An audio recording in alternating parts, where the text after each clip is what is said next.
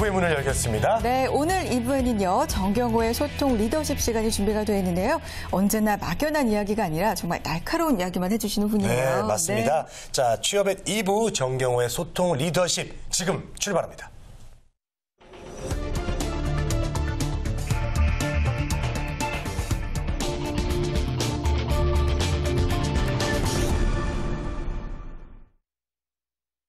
네, 정경호의 소통 리더십 출발하겠습니다. 모셔보죠. 네, 에나꼴의 소통 아카데미 정경호 대표님 나오셨습니다. 어서 오세요. 안녕하세요. 반갑습니다. 네, 자 먼저 화면 통해서 오늘의 주제 살펴보겠습니다. 청년 창업 준비하고 도전하라 라고 나왔습니다. 그렇죠. 와. 네. 준비하고 도전해야죠. 그렇죠. 취업도 어렵고 요즘 또 창업이 그 대안이 될 수 있다 이런 얘기들도 많고요. 창업 준비하는 청년들도 좀 많은 것 같아요. 대안이 될 수 있을까요? 오늘 주제 어떤 의미인가요? 네, 뭐 대안이 될 수도 있고 아니면 그것이 보관이 될 수도 있고. 예, 근데 먼저 청년 창업에 대해서 말씀드리기 전에 질문 하나 드리도록 할게요. 네. 도대체 네. 청년의 기준이 뭘까요? 청년이요? 청년, 그러네. 저는 항상 저까지 청년이라고 생각해요. 그렇죠. 예, 제 나이까지. 마음은 항상 청년인 것 예, 같아요. 예. 예, 저도 그렇습니다. 지금 저도 청년이라고 생각합니다. 근데 법적 기준으로 따지면 예. 만 20살에서 39까지를 청년이라고 합니다. 예, 그래서 그렇군요. 그래도 예, 법적으로는 두 분 다 청년이시죠. 그래요. 저는 그냥 커트라인이네요. 커트라인이십니까? 예. 저는 이제 시니어라고 합니다. 40세가 넘어가면 이제 시니어라고 하는데, 최근에 뭐 앱이라든가 여러 가지 기타 청년 창업의 이제 테마들이 많이 늘어나면서 이렇게 폭발적으로 늘어난 연매출이 많이 늘어나는 회사가 있는데 혹시 그 우아한 형제 배달의 민족이라고 혹시 들어보셨습니까? 배달의 민족. 배달의 민족. 어플리케이션. 어플리케이션인데 네네. 저도 한 번도 이용해 보지는 않았습니다만 연매출이 지금 3년밖에 되지 않았는데 100억이 넘습니다.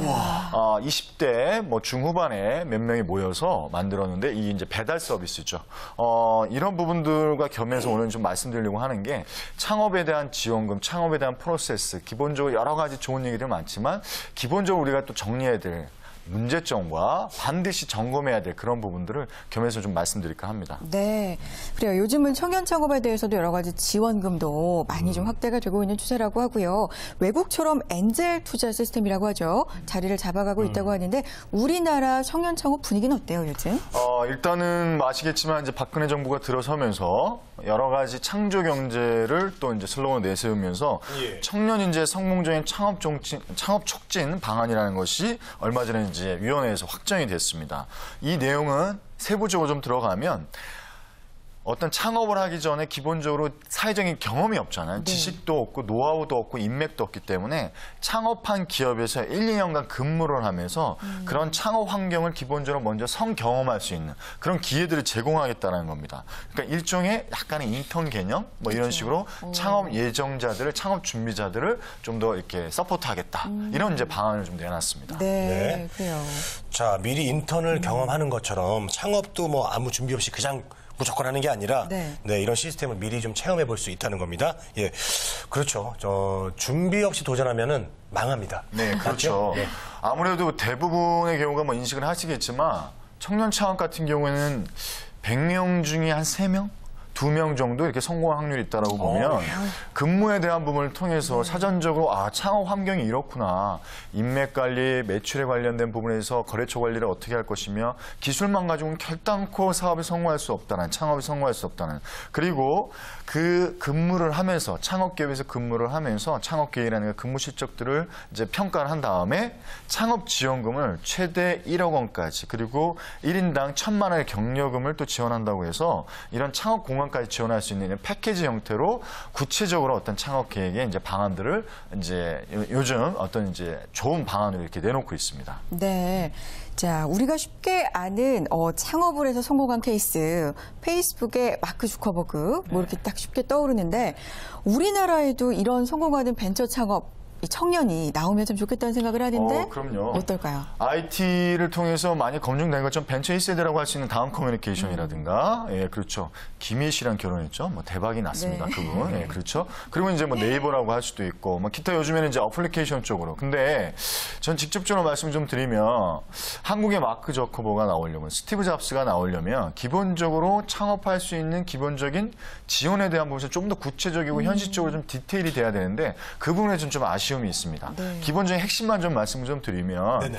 창업에 대한 지원을 받기 위해서 요구하는 것 자체가 중소기업이라든가 기보라든가 이런 부분에서 요구하는 것 자체가 아이디어가 아닌 매출과 실적 이 부분을 좀 많이 보고 있다는 겁니다. 현실적인 부분들에 있어서. 저는 이 부분들이 아직까지는 조금은 우리가 좀 더 구체적으로 한 발짝으로 좀 들어가야 되는 정책적으로 좀 보완이 필요하지 않을까. 이 부분은 좀 이후에 시간이 되면 구체적으로 또 다시 한번 말씀을 좀 드리도록 하겠습니다. 네. 네. 자, 그렇다면요. 이렇게 청년 창업한 실제 사례를 보면 저희들이 좀 이해가 빠를 것 같고 마음에 좀 더 와닿을 것 같은데요.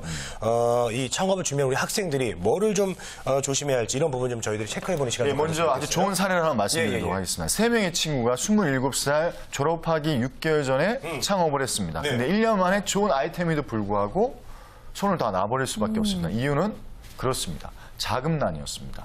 자, 그러면 이렇게 좀 말씀 좀 드리면 되겠죠. 아무리 뛰어난 기술력이 있다 하더라도 1년간은 말 그대로 표현해서 수입이 없다라고 생각하시면 됩니다. 자금난은 그냥 기본적으로 겪는다 생각을 하셔야 됩니다. 그리고 거기에 한 발짝 더 붙여서 최근에 나오고 있는 여러 가지 창업에 대한 지원 프로세스, 지원 자금 계획들이 나오고 있는데 기본적으로 그 부분들은 저리로 인한 대출의 형태입니다. 그리고 이 두 번째 부분에 있어서 그것 또한 창업 어떤 지원을 받기 위해서는 실적이 좀 필요하다는 거죠. 그러니까 뭐냐면 냉정하게 아이디어만 가지고 이제 승부를 보기에는 너무나 창업 지원을 받기에는 쉽지 않은 현실적이 됐다. 그래서 좀 냉정하게 좀 말씀드리면 우리 정부 정책 입안하신 분들한테 부탁을 좀 드리면 지금 청년 창업의 지원 확대에 대한 부분들에 있어서 너무 양적인 부분들이 아니라 현실적으로 좀 들어가서 아이디어나 실행력만 가지고도 지원할 수 있는 프로세스를 만들어야 된다는 겁니다.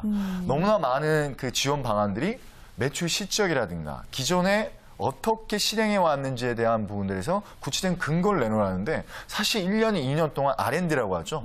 연구 실적만 갖고 그거를 내놓는다는 건 거의 불가능한다는 겁니다. 그것이 지금 현실과 이상이 좀 길이되고 있기 때문에 우리 청년 창업을 준비하시는 분들은 냉정하게 1년 동안 없다 이렇게 생각하셔야 됩니다. 창업 지원 받는 건 거의 불가능하다 생각을 하셔서 준비 계획을 세우셔야지 내가 기술력 뛰어나고 야 우리 의기투합하자. 죄송한 얘기지만 그런 부분들에 있어서 죄송한 얘기지만 미국의 실리콘밸리와 우리나라는 현실적으로 좀 다른 상황이다 이렇게 좀 생각하셔야 됩니다. 그래서 냉정하게 좀 말씀 좀 드리면 한국의 마크 저커버가 나오기 위해서는 아직도 가야 돼. 길이 좀 많다. 이렇게 좀 말씀 좀 드리겠습니다. 현실적인 지적이에요. 네, 아무것도 네. 없이 그냥 가서 저기 창업할테니까 돈 주세요.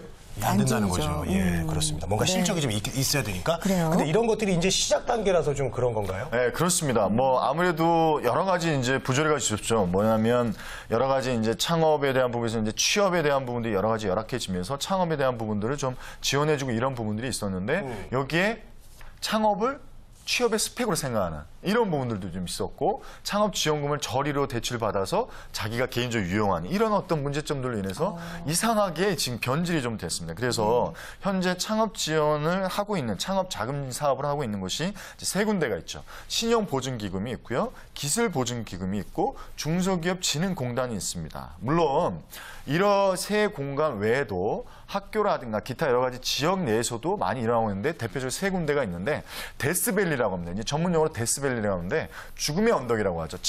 창업에 자금난은 가장 심하게 겪는 게가 적어도 1년, 적어도 3년 안인데 대부분 그래서 20대에서 39세 안에 이런 부분들 이제 지원을 받게 됩니다. 그래서 신보와 기보 같은 경우에는 이제 보증률 95에서 100%로 해서 연 4%대로 이제 저리로 대출을 해주고 있고요. 보통 이제 중소기업 진흥공단 같은 경우에는 연 2.7%에서 고정금리로 창업 지원을 해주고 있습니다. 근데 여기서 냉정하게 말씀드려보죠. 만약에 여기서 창업 지원을 해줬는데 대출을 상환을 못했다. 자, 그러면 어떻게 되겠습니까? 그렇죠. 신용불량자가 되시는 겁니다. 냉정하게 따지면 그런 부분들에서 회복하기가 적어도 3년 내내 이제 말 그대로 표현해서 창업에 다시 도전하시기는 만만치 않으실 거다. 그래서 아주 냉정하게 그래서 그동안 도덕적 해이라든가 여러 가지 부실 우려 때문에 이것이 굉장히 좀 더 첨예해졌는데 그래서 심사를 할 때 매출 실적이라든가 수주 현황, 업무 협약, 거래처 현황들을 아주 냉정하게 본다는 사실을 좀 인지하셔서 창업을 준비하실 창업 지원을 받기 위해서 이런 부분이 너무너무 중요하구나. 이런 걸 미리 준비하시고 창업을 좀 들어가셔야 된다. 라는 부분을 좀 아주 좀 제가 강하게 좀 말씀드리고 싶습니다. 네.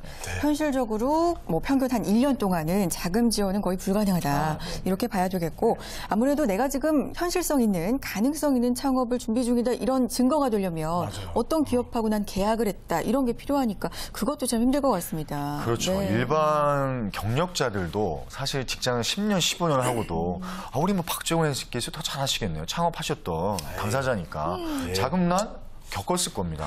기본적으로 경력 있는 사람들도 인맥도 있고 어느 정도 거래처를 딸 수 있다라고 생각하는 사람들도 쉽게 사업에 대한 그래서 저는 냉정히 말씀드리면 작년에 경기도 내에서 청년 기업이 몇 군데가 이 창업을 했는가 봤더니 약 7만 5천 군데가 했는데 놀라운 통계치를 말씀드릴까요?